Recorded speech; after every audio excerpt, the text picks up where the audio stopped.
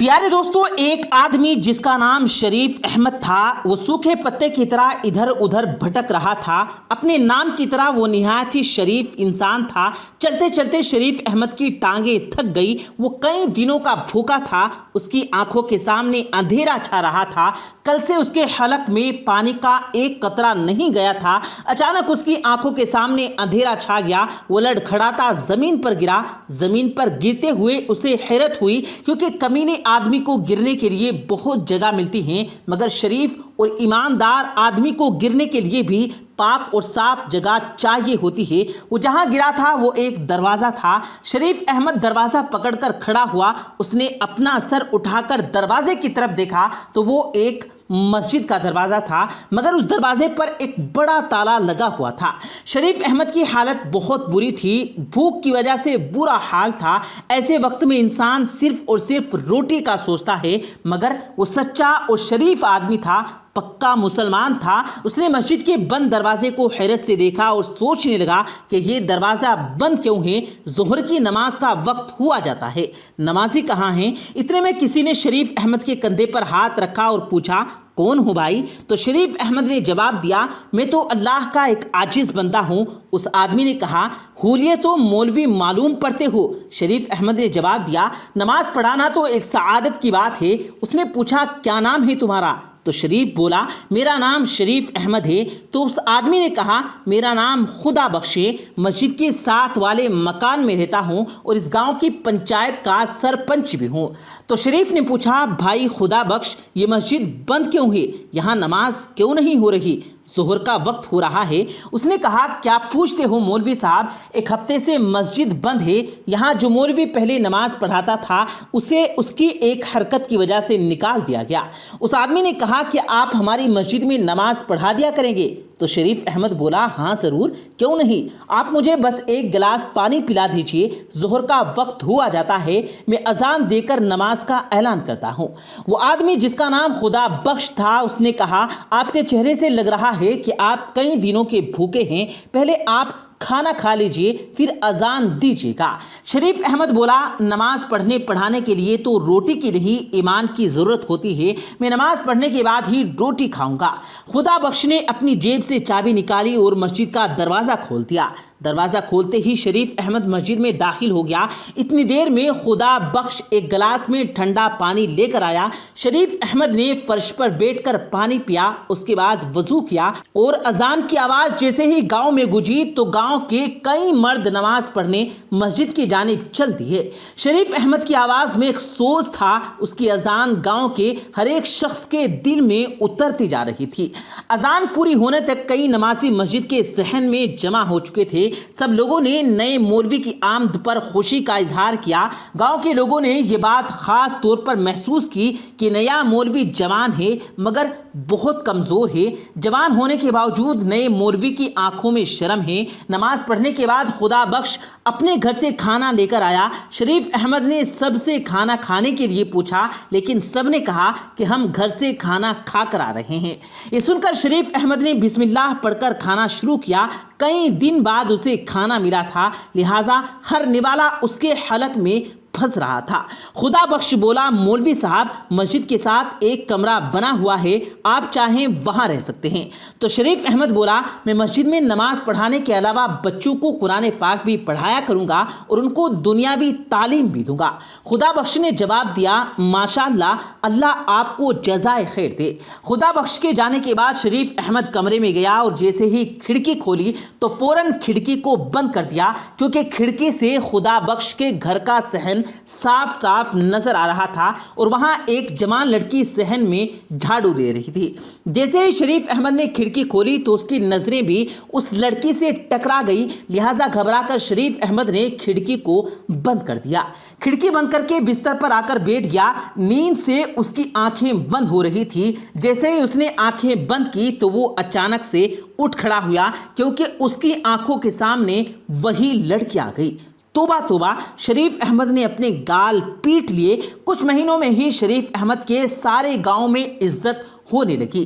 لوگ کہتے ہیں کہ مولوی تو جوان ہیں مگر نیت کا کھوٹا نہیں ہے، پرائی بہو بیٹیوں کو ذرا آنکھ اٹھا کر نہیں دیکھتا۔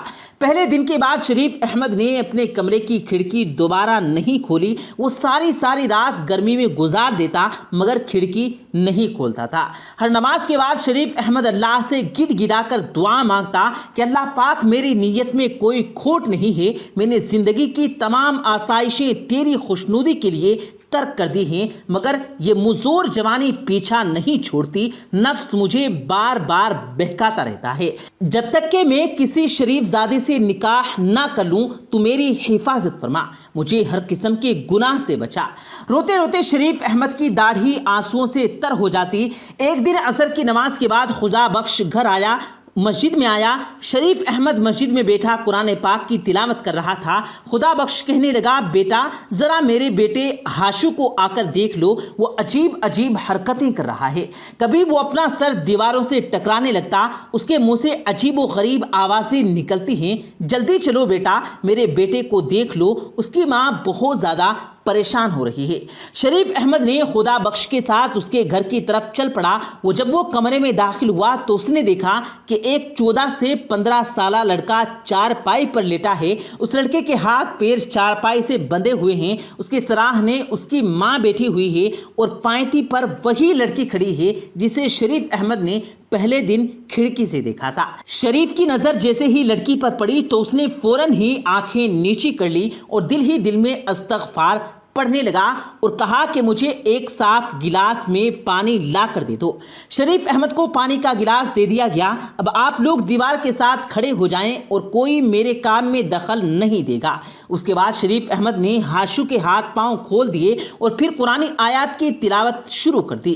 شریف احمد نے بلند آواز میں قرآن مجید کی تلاوت شروع کر دی۔ شریف احمد علاج کر ہی رہا تھا کہ اتنے میں ہاشو کے منہ سے ایک انجانی اور کڑک آواز نکلی، کون ہے تو؟ کیوں مجھے تنگ کر رہا ہے؟ شریف احمد نے کہا کہ تو کون ہے؟ اس بچے کو کیوں تنگ کر رہا ہے؟ جن زور سے دہاڑا اور بولا، یہ بچے اور اس کے دوست نے مل کر مجھے بہت تنگ کیا، مجھے زخمی کیا۔ تو شریف احمد بولا، اس بچے نے تمہیں کیسے تنگ کیا، کیسے زخمی کیا ہے؟ تو وہ بولا، کل جب میں ایک گاؤں سے گزر رہا تھا تو اس وقت میں ایک جانور کے روپ میں تھا، اس نے اور اس کے شرارتی دوستوں نے مجھ پر پتھر برسائے تھے۔ تو شریف احمد بولا، یقیناً اس نے بہت غلط حرکت کی، کسی بے زبان کو اس طرح سے تنگ نہیں کرنا چاہیے۔ میں ہاشو کی طرف سے تم سے معافی مانگتا ہوں اور یقین دلاتا ہوں کہ آئندہ یہ کبھی کسی بے زبان کو تنگ نہیں کرے گا۔ ہاشو کو سزا مل چکی ہے، مہربانی کر کے اب تم ہاشو کو چھوڑ دو، تمہیں قسم ہے۔ اس نے کہا، مجھے قسم مت دو، میں اسے اور سزا دوں گا۔ شریف احمد بلند آواز کے ساتھ قرآن مجید کی تلاوت کرنے لگا اور پانی کو ہاشو کے اوپر ڈالتا رہا تو ہاشو کے منہ سے ایک زوردار چیخ نکلی اور وہ تڑپنے لگا اور کہنے لگا، ہائے ہائے ظالم، مجھے مار ڈالا، جلا ڈالا، اچھا نہیں کیا تو نے مولوی، ابھی تو میں جا رہا ہوں مگر میں پھر واپس آؤں گا اور ضرور آؤں گا۔ اس کے بعد شریف احمد ہاشو کی طرف بڑھا اور کہنے لگا، کیسے ہو تم؟ تو ہاشو نے کہا، میں ٹھیک ہوں مولوی بیٹا، تمہارا بہت بڑا احسان ہے ہم پر۔ تو شریف احمد نے کہا، میں نے کوئی احسان نہیں کیا، یہ تو اللہ پاک کے کلام پاک کا اثر ہے، اللہ کے پاک کلام میں بہت برکت ہے۔ یہ کہنے کے بعد شریف احمد نے ایک تعویذ لکھا اور انہیں دے دیا۔ اس واقعے کے تیسرے دن عصر کی نماز کے بعد شریف احمد مسجد میں بیٹھا ہوا تھا تو ہاشو بھاگتا ہوا آیا اور سلام کر کے کہنے لگا کہ آپ کو میرے ابا نے بلایا ہے۔ تو شریف احمد اپنا بیگ اٹھایا اور تیز تیز قدموں کے ساتھ ہاشو کے پیچھے چلنے لگا۔ گھر آ کر خدا بخش کی بیوی سے پوچھا، کیا ہوا؟ تو اس نے کہا، مولوی بیٹا، نہ جانے کیوں ان جنوں نے میرا ہی گھر دیکھ لیا ہے۔ پہلے ہاشو پر جن آ گیا تھا اور اب شریفہ پر۔ تو مولوی شریف احمد بولا، آپ کو کیسے پتا ہے کہ آپ کی بیٹی شریفہ پر کوئی جن آیا ہے؟ تو اس کی ماں نے اپنی بیٹی کے بارے میں بتا دیا کہ وہ عجیب و غریب حرکتیں کر رہی ہے۔ اس کے بعد شریف احمد نے سب کے ساتھ اس لڑکی کے کمرے میں گیا اور وظائف کرنے لگا۔ علاج کے بعد شریف احمد نے اپنا بیگ کھول کر قلم اور دوات نکالا اور تعویذ لکھنے کے بعد تعویذ خدا بخش کو دے دیا اور کہا، یہ تعویذ چمڑے میں سی کر شریفہ کے سیدھے بازو میں باندھ دینا۔ یہ کہتے ہوئے شریف احمد نے اپنا بیگ اٹھایا اور گھر سے سلام کرتا ہوا باہر آ گیا۔ अगले दिन शरीफ अहमद मस्जिद में बैठा हुआ था कि हाशु उसे दोबारा बुलाने आ गया। उसकी बहन की तबीयत फिर से खराब हो गई थी। शरीफ अहमद फिर से दोबारा घर में गया तो घर जाते ही उसने कुछ नए लोगों को देखा। वहां एक बड़ी उम्र की औरत चारपाई पर बैठी थी, जबकि चारपाई के सराहने एक लड़का खड़ा हुआ था। लड़के का कद तकरीबन 5 फीट था। शरीफा की मां ने बोला, और मौलवी बेटा घबराओ नहीं, असल में ये शरीफा की सास है और ये इसका मंगेतर है। शरीफ अहमद ने कहा, अल्लाह ताला के पाक कलाम की बरकत से वो जिनजादी यकीनन शरीफा का पीछा छोड़ देगी। कल मैंने जो तावीज़ दिया है वो शरीफा के बाजू में बांध दिया या नहीं? तो उसकी मां ने कहा, मौलवी बेटा मैंने रात को ही उसके दाएं बाजू पर तावीज़ बांध दिया था, मगर सुबह देखा तो वो तावीज़ उसके बाजू पर मौजूद नहीं था। शरीफा से पूछा तो उसे भी मालूम नहीं कि रात के वक्त तावीज़ किधर गया। उसके बाद शरीफ अहमद ने सबके साथ कमरे में गया और इलाज शुरू कर दिया और कुरान पाक की तिलावत और वजीफे पढ़ता रहा और उससे कहने लगा, तू जिनजादी है, औरत है, इसलिए मैं शराफत से कह रहा हूँ इसे छोड़ दे, इसकी शादी होने वाली है। अगर तूने इतना न छोड़ा तो ये सुनकर वो बोली, शादी? और इसकी जो शख्स इस लड़की से शादी करेगा वो शादी की पहली रात ही दर्दनाक मौत से मर जाएगा। ये मेरा वादा है और पत्थर की लकीर है। प्यारे दोस्तों, हम आपको यहाँ पर बता दें कि यहाँ पर ये लड़की जो खुद ड्रामा कर रही थी, आप वीडियो को देखते रहें, आपको पता चल जाएगा। इसकी बात सुनकर उसके होने वाले सास और मंगेतर का रंग सफ़ेद पड़ गया। इतने में शरीफ अचानक अपनी जगह से चलती हुई दीवार की तरफ बढ़ी और डंडा लेकर अपने होने वाले शोहर और उसकी मां को मारने लगी और कहने लगी, तू मुझसे शादी करेगा? इतने में शरीफा की माँ बाप उसके हाथ पाँव में डंडा देखकर उसको काबू में करने लगे और उसको कमरे में बंद कर दिया। और उसके बाद शरीफा की होने वाली सास कहने लगी, माफ़ करना भाई, मैं आज मंगनी तोड़ देती हूँ, मुझे नहीं करवानी अपने बेटे की शादी तुम्हारी बेटी से। ये कहकर वो दोनों माँ बेटे घर से वापस चले गए। शरीफा के माँ बाप परेशान हो गए। शरीफ अहमद ने थोड़ी देर इंतज़ार किया और फिर अपना बैग संभाल कर सलाम करता हुआ उस घर से बाहर निकल गया। शरीफ अहमद रात भर परेशान रहा। उसके समझ में नहीं आ रहा था कि ये जिनजादी कितनी ताकतवर है जो उसके इतने वज़ाइफ के बाद भी शरीफा पर कब्जा जमाए बैठी है। शरीफ अहमद के जलाली वजीफे का भी उन जिनजादी पर कोई असर नहीं हो रहा था। प्यारे दोस्तों, यहाँ पर हम आपको फिर से बता दें कि शरीफा पर किसी जिनजादी का कोई असर मौजूद नहीं था, वो तो बस ड्रामा कर रही थी। अगली सुबह शरीफ अहमद बच्चों को कुरान मजीद पढ़ रहे थे कि हाशु भागता हुआ आया और कहने लगा, मौलवी साहब जल्दी चलो, उसकी बहन की तबीयत फिर से खराब हो गई थी। शरीफ अहमद फिर से घर गया तो शरीफा की मां ने कहा, मौलवी बेटा मेरी बेटी ठीक कब होगी? ये जिनजादी कब हमारी बेटी का पीछा छोड़ेगी? शरीफ अहमद ने कहा, आप फिक्र न करें, ये जिनजादी भी जल्द ही शरीफा का पीछा छोड़ देगी। अल्लाह तेरी जुबान मुबारक करे, मेरी बेटी तो पूरे गांव में बदनाम हो गई है, ऊपर से इसकी फूफी ने भी रिश्ता तोड़ दिया। अब तू बता कौन करेगा मेरी बेटी से शादी? तो शरीफ अहमद बोला, अम्मा आप फिक्र न करें, अल्लाह पाक बेहतर करेगा। ये रिश्ता ख़त्म हो गया है तो अल्लाह पाक इससे बेहतरीन रिश्ता और भेजेगा। अम्मा आप जाकर शरीफा के कमरे का दरवाज़ा खोलें, आज मैं ऐसा जलाली वजीफ़ा करूँगा कि वो जिनजादी चीखती हुई बाहर जाएगी।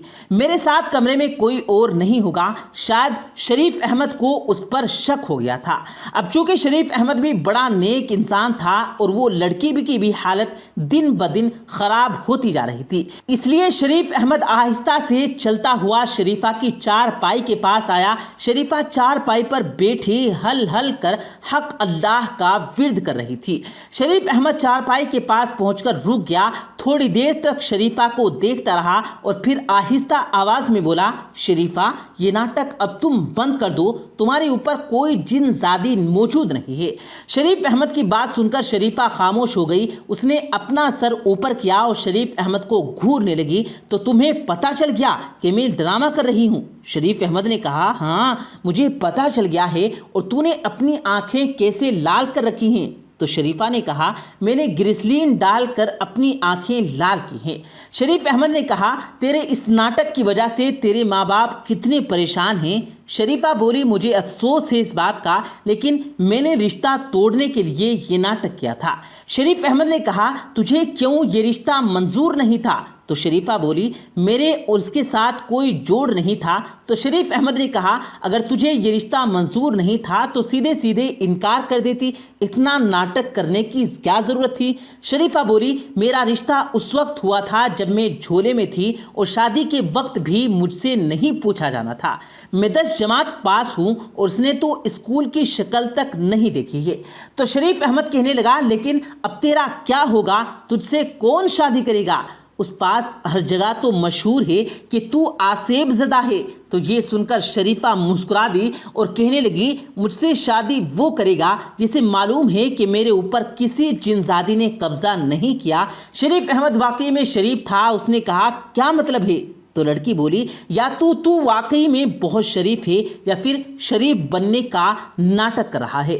شریفہ نے شرارتی نظروں سے شریف احمد کو دیکھتے ہوئے کہا کیا مطلب ہے؟ شریف احمد سب کچھ سمجھتے ہوئے بھی انجان بن رہا تھا۔ سیانوں نے سچ ہی کہا ہے کہ عورت کے مکر و فریب سے اللہ پاک ہی بچائے۔ شریف احمد نے کانوں کو ہاتھ لگاتے ہوئے کہا اور اپنا بیگ سنبھال کر کمرے سے باہر نکل گیا۔ شریفہ کی ماں نے کہا کیا ہوا بیٹا؟ کیا جنزادی نے شریفہ کا پیچھا چھوڑ دیا؟ تو شریف احمد بولا بہت جلد وہ جنزادی شریفہ کا پیچھا چھوڑ دے گی۔ شریفہ کی ماں پریشان تھی کہ اسے شادی کون کرے گا۔ پھوپھی نے تو اس کا رشتہ توڑ دیا۔ آس پاس کے گاؤں میں بھی مشہور ہے کہ وہ جن زادی ہے اور دولہے کو مار دے گی۔ اتنے میں شریفہ کی ماں بولی بیٹا تجھے تو سب کچھ معلوم ہے نا، تو مولوی ہے، مولوی ان چیزوں سے نہیں ڈرتا۔ کیا تو کرے گا میری بیٹی سے شادی؟ ویسے بھی تو شادی شدہ نہیں ہے۔ یہ سن کر شریف احمد نے کہا میں آپ کی برادری کا نہیں ہوں، کہیں آپ کی برادری کے لوگ برا نہ مانیں۔ ماں نے کہا اس مشکل وقت میں میری برادری کون سا میرے کام آئی جو میں برادری کا برا ماننے کا سوچوں؟ اور پھر تو مسلمان بندہ ہے، اس ناطے تو میری برادری کا ہے۔ تو شریف احمد نے کہا پاس کے گاؤں میں میری خالہ رہتی ہے، میں سویرے جا کر اسے لے آؤں گا، آپ ان سے شادی کی بات کر لینا۔ شریف احمد نے اپنی رضامندی کرتے ہوئے جواب دیا۔ تو دوستو اس طرح سے وہ لڑکی ناٹک کرتی رہی کہ اس کے اوپر جن زادی ہے۔ پیارے دوستو یہاں پر ہمارا یہ مقصد بالکل بھی نہیں ہے کہ جنات نہیں ہوتے، بلکہ ہمارا یہ ماننا ہے کہ جنات ہوتے ہیں، کیونکہ یہ جنات کے بارے میں قرآن کریم میں بھی ذکر آیا ہے اور جنات ہوتے ہیں اس بات میں کوئی شک نہیں ہے، اور وہ انسانوں کو پریشان بھی کر سکتے ہیں۔ لیکن آج کل کیا ہوتا ہے کہ اگر کسی کی تھوڑی بہت بھی طبیعت خراب ہو جائے تو لوگ جنات کرنے لگتے ہیں۔ پیارے دوستو جناتوں کے بارے میں قرآن مجید میں ذکر آیا ہے اور جنات ہوتے ہیں۔ ہم مسلمان ہیں الحمدللہ، اور ہمارا ماننا ہے کہ انسانوں کے علاوہ اور بھی مخلوقات ہوتی ہیں جیسے جنات اور فرشتے۔ پیارے دوستو یہ تھی ہماری آج کی ویڈیو۔ اس ویڈیو کو لائک کیجیے گا اور اپنے دوستوں کے ساتھ ضرور شیئر کیجیے گا، اور مزید اسی طرح کی ویڈیوز پانے کے لیے ہمارے یوٹیوب چینل کو سبسکرائب کر کے ساتھ میں لگے بیل آئیکن پر ضرور کلک کیجیے گا تاکہ مزید اپلوڈ ہونے والی ویڈیوز کا نوٹیفیکیشن بر وقت آپ تک پہنچتا رہے۔ مجھے دیجیے گا اجازت، ملتے ہیں پھر ایک نئی ویڈیو کے ساتھ، تب تک کے لیے اللہ حافظ۔